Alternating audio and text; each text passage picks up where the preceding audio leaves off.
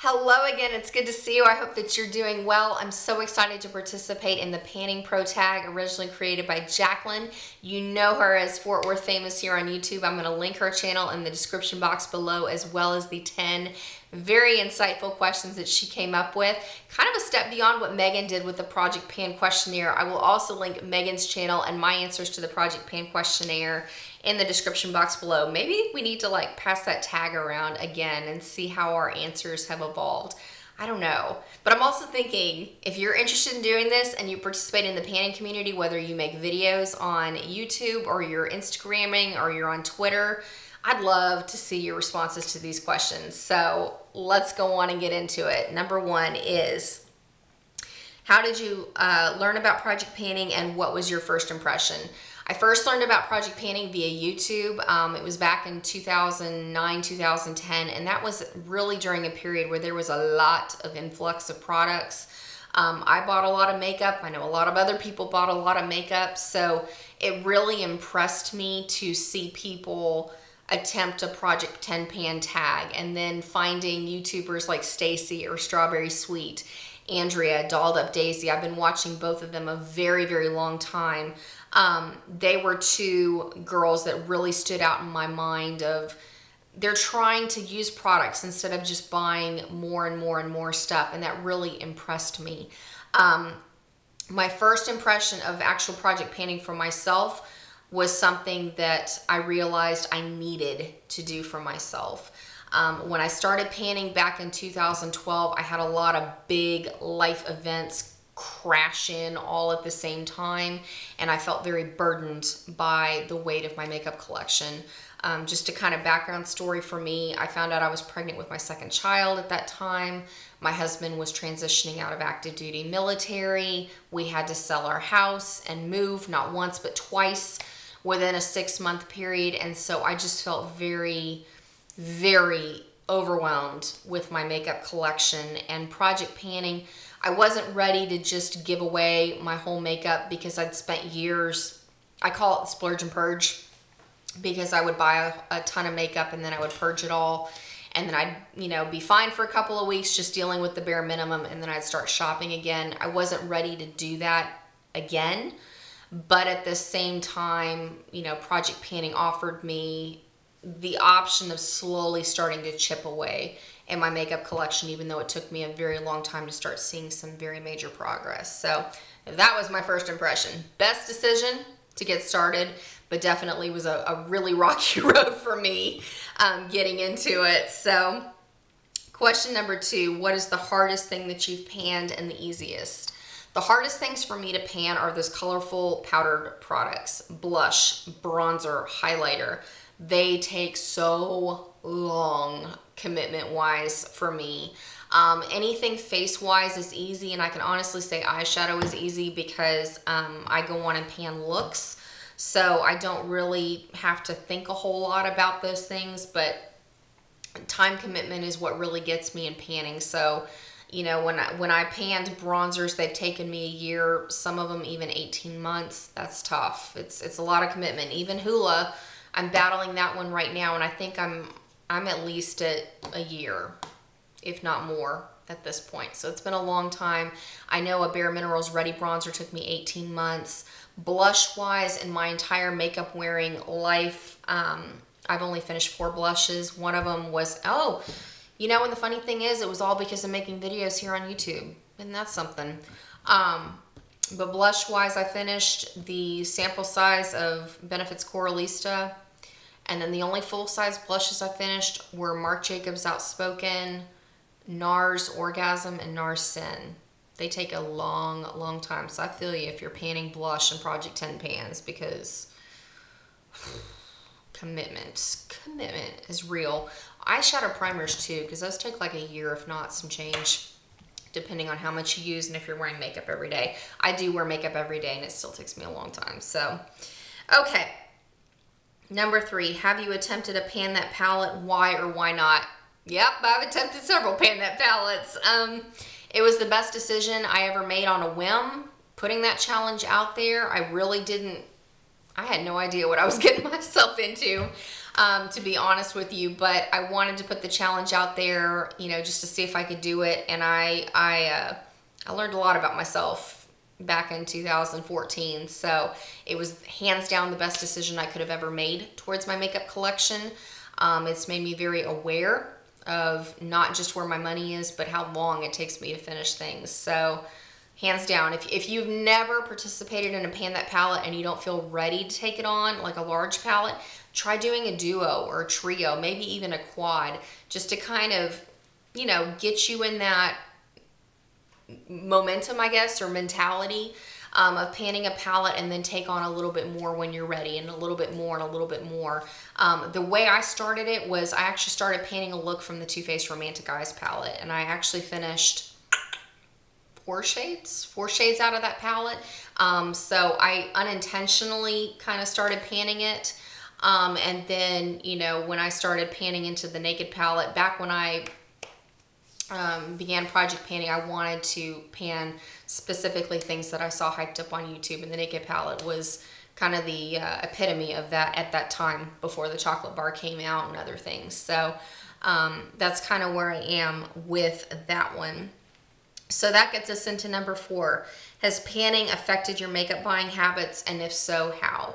Yes, it has definitely affected my makeup buying, but I haven't really seen a lot of the benefits until now. I started panning, focus panning, back in 2012. I still bought a lot of makeup despite the panning, but now I feel like I've finally gotten to a place where I'm okay. Like, I'm okay saying no, and when a lot of stuff is hyped up here on YouTube, I feel like I've been panning long enough that I really do have the willpower to say, I'm good not having that. I'm not ready to necessarily go on a complete no buy at this point. And in fact, I can't anymore, because I'm actually down to going through one foundation, one powder, you know, one mascara, all those things at a time. Really where I need to, you know, kind of scale back is in the eyeshadow, the lip products, and blush and bronzer. But, you know, that's it. It takes time. It takes time. It's not instant. It's not going to be an instant thing. And I realize, you know, I've got a lot of work ahead of me, but we're getting there. Number 5, what do you plan on panning next? I'm just going to keep working through my collection. I'm going to continue doing Pan That palettes until I'm flat out sick of this challenge, and I don't think that's ever going to be, because this works for me. I learned a lot about myself through each palette. And so, yeah, I'm just going to keep panning looks. I really want to make a focused effort in my blush and definitely in my lip collection, but panning palettes is definitely going to be on the priority list for a long time. Number 6, where do you get your panning inspiration and motivation? I get it from you. I get it from your Instagram photos, from your Twitter feeds, from your videos here on YouTube, from your encouragement. Specifically, there have been so many times, especially when I was panning the Naked palette, that I would have days where I really just wanted to give up, and your encouraging words kept me going, because you were like, you can do it, Amber, you can push through that wall. And I mean, I can't thank you enough. So you being here, being supportive, it's amazing, and seeing your successes is even further motivation, because I'm not only, you know, happy for your success, it's like, okay, she did it, she got through this product, I can do it too. So you're amazing, amazing. Okay, number 7, what is your favorite thing about the panning community? The community, getting the chance to talk shop about products, really getting some very sincere answers on what works and what doesn't, because to be honest with you, it is the most refreshing thing to hear the very nitty-gritty reviews of, you know, what it's like finishing the product, what it's like after the product, how you felt about the product going through the process of panning it. And we don't necessarily get those types of reviews through. Sorry, it cut off there, but what I wanted to say is, like, typically when you see the standard beauty video, if you're going to get a comprehensive review, it's going to be on something like a hair care product or a skincare item, something that, you know, most people will typically use every single day. But it's really special to see in the Project Pan community how we're getting those comprehensive reviews on lip gloss, lip lipstick, bronzers, blush, eyeshadow palettes, things like that that you don't typically see finished in most other makeup collections, if you will. Because even like on the videos of products I've hit pan on, it's pretty rare to see some of these big items that we're tackling on a regular basis here in the panning community. So it really is a treat to have each other as resources for, you know, information to help us make more informed purchases in the future. So, okay. Number 8, if you're currently project panning, what item is giving you the most trouble?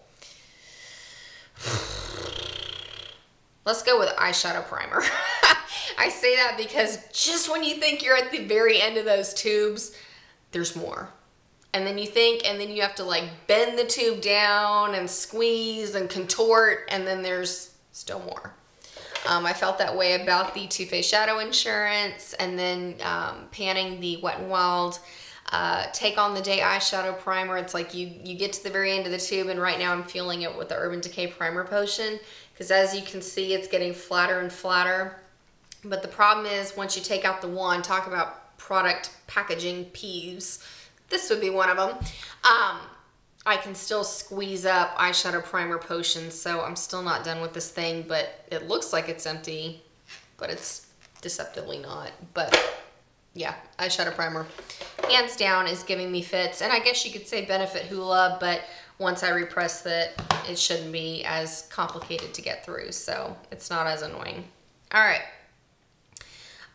Then number 9, how long do you plan to project pan, and do you see yourself stopping at any point? I'm going to keep project panning until I feel like my makeup collection is down at more of a, in my opinion, comfortable amount. For me, even though I have project panned a lot of things out of my collection, I've downsized quite a bit. I still feel like I have more than what I'm comfortable with my ultimate Holy Grail collection. So basically I will pan until that point. So it's going to be, you know, a lot of palettes being panned in the future, and lip products and blush. So I'm going to keep doing the seasonal panning challenges. I don't like to do straight project 10 pans for myself, because like I said, when I'm taking on blush and bronzer and highlighters, I like to have those, you know, focuses in the seasonal panning challenges, and then be able to change up those products and then stay with the eye looks to move those things out. So straight project 10 pans I feel like are a little too restrictive for me, as weird as that sounds, even though I do kind of straight project 10 pan stuff, you know, as far as face products and things. I don't know, it's a little weird.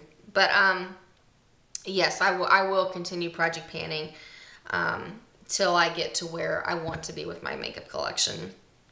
And number 10, would you recommend project panning to others, and how do you explain it? Yes, by far. If anybody would, you know, ask and say, what are you doing to get through your makeup, or you're reading a bunch of blogs on downsizing your makeup collection, you're watching tons of decluttering videos, this is hands down the best way to do it in a very small way that is not overwhelming to you. I mean, if you go in and try to take on a project 100 pan and you've never panned before, that's a little, you know, lofty, I guess, maybe a little too ambitious if you're just starting off in the panning community. But other than that, I mean, it's the best thing that you can do for yourself, because you really will get a realistic picture on the rate that you use your own makeup and what you want your makeup to do for you as you figure out your Holy Grail looks and things like that. How do you explain it? Well, shoot. There's a video of Project Panning 101 with a whole lot of tips and tricks, but how do you explain it is, you know, it's basically focusing in on those products, whether you do it till you finish them, or you do it for a, you know, just a set amount of time to see what kind of progress you make in it. Or if you're, you know, just kind of setting out to do looks and plan your weekly makeup baskets out and rotate your makeup. You want to make it in a way that works for you, but keeps you rotating your makeup, using your collection, shopping your stash, instead of just accumulating more and more and more and not seeing any visible progress in anything. Because makeup does expire, and it's really discouraging and unfortunate when you spend so much of your hard-earned money just to have to throw it away because it's gone bad. So I know I'm personally, I'm sick of that for myself, and that's why I'm, you know, slowly turning my collection around. And I'm sure many of you are at that point as well, since you're here panning right along with the rest of us too. So that's about it. Like I said, if you are making videos in the panning community, you're on Instagram, the panning community, Twitter, if you're on Facebook, I'd love to see your answers to these questions. So that's about it for now. Thank you again, Jacqueline. You're awesome for making these questions. Thank you, thank you, thank you. This is a whole lot of fun. So that's about it for now. I look forward to seeing you very, very soon. Catch you later.